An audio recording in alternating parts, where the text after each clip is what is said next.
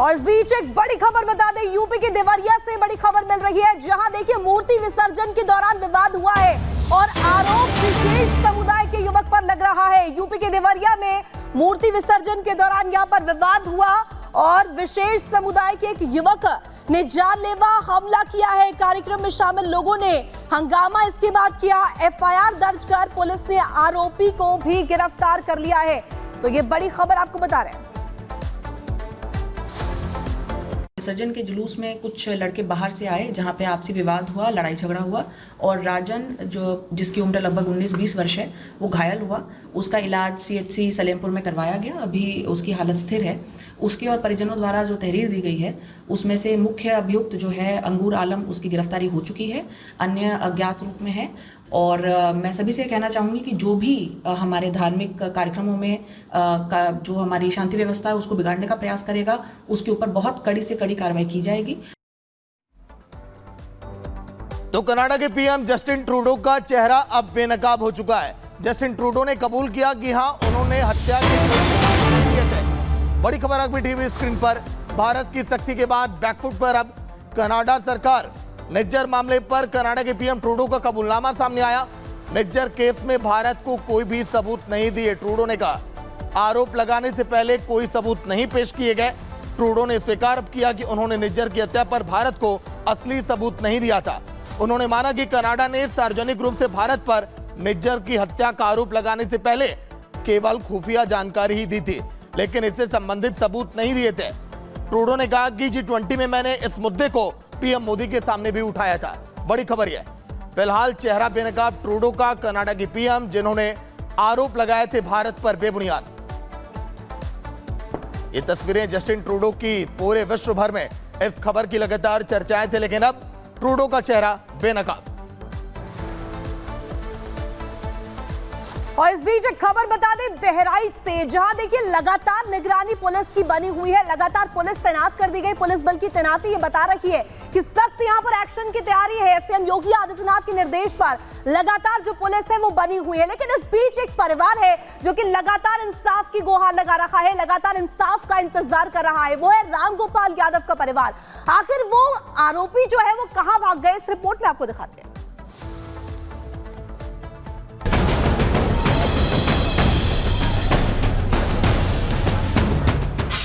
बहराइच के गुनहगार नेपाल फरार।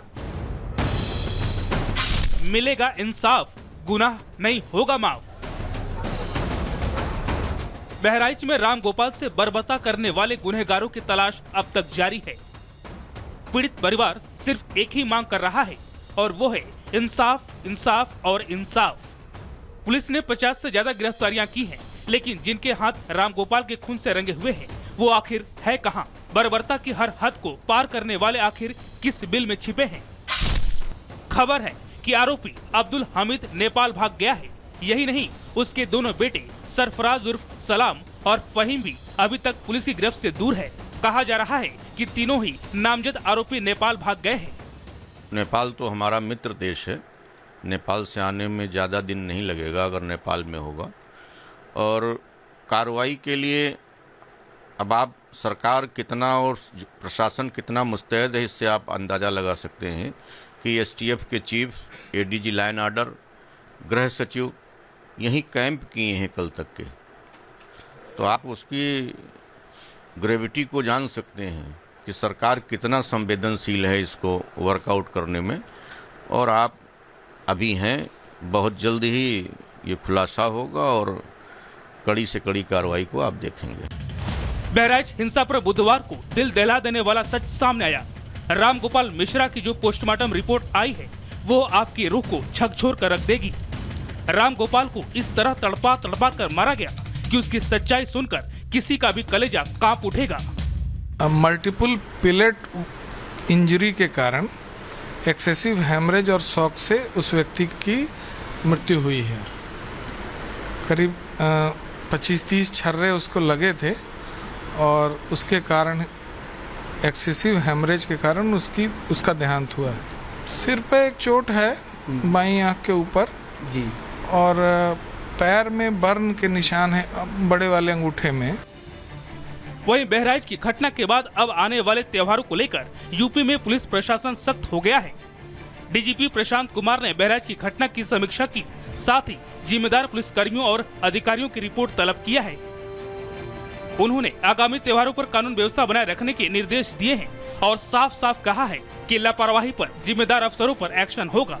बहराइच के गुनहगारों की तलाश में अब योगी सरकार क्या एक्शन लेती है, ये देखना होगा। जहां एक परिवार न्याय का इंतजार कर रहा है, वहीं राज्य में कानून व्यवस्था को लेकर भी एक पुख्ता संदेश दिया जाना भी जरूरी है। Bureau report, Republic Bharat. चलिए, इस बीच एक बड़ी खबर बता दें, यूपी के नोएडा से बड़ी खबर, जहां दो गुटों के बीच फायरिंग हुई है। केबल कनेक्शन के पैसों को लेकर के विवाद हुआ। पैसे मांगने पर घर पर फायरिंग की गई है। सेक्टर 20 थाना इलाके का यह पूरा मामला बताया जा रहा है। संजय नाम का आरोपी इस पूरे मामले को लेकर के गिरफ्तार किया गया है। तो नोएडा से बड़ी खबर आपको बता रहे, केबल कनेक्शन के पैसों को लेकर के यहाँ पर विवाद खड़ा हुआ और बताया जा रहा है इसी विवाद के तहत यहाँ पर फायरिंग हुई है। एक व्यक्ति के घर के बाहर फायरिंग की गई, पैसे मांगने पर घर पर यह फायरिंग हुई है। तो पूरा मामला सेक्टर 20 थाना इलाके का संजय नाम का व्यक्ति अब गिरफ्तार किया गया।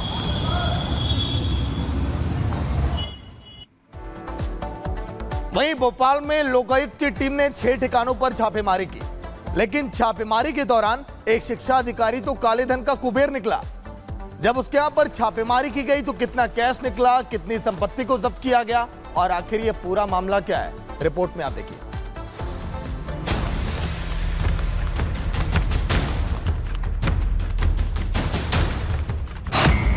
भोपाल में शिक्षा विभाग का काला कुबेर,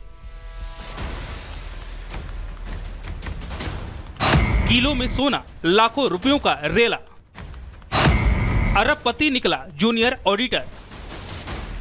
नेता और कारोबारियों को आपने देखा जिनके ठिकानों से काले धन का कुबेर निकला, लेकिन अब जो कैशलों का संसार मिला है एक शिक्षा विभाग के जूनियर ऑडिटर के घर। मध्य प्रदेश की राजधानी भोपाल लोकायुक्त की टीम ने छापा मारा तो अधिकारियों के होश उड़ गए।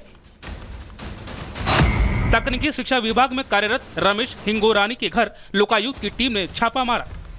आय से अधिक संपत्ति के मामले में 6 ठिकानों पर छापेमारी हुई। रेड के दौरान कैश, डायमंड और सोने चांदी के कीमती गहने, कई संपत्तियों के दस्तावेज, निवेश के कागजात, 4 कार, 5 लग्जरी 2 पहिया वाहन भी मिले।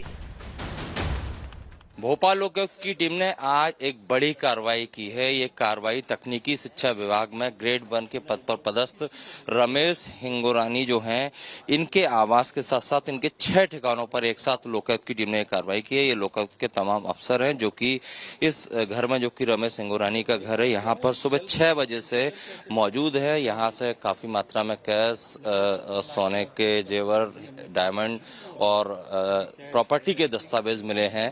कैश की संख्या इतनी ज्यादा है कि यहाँ पर नोट गिनने की मशीन भी यहाँ बुलाई गई है। हमारे बीजे जो है थोड़ी तस्वीरें भी दिखाने की कोशिश करेंगे। घर के अंदर हालांकि जाने को अलाउ नहीं किया है, लेकिन ये जो पूरा कैंपस है ये रमेश सिंगोरानी का है और इनके इस घर के अलावा 6 ठिकानों पर एक साथ रेड की है लोकायुक्त की टीम ने।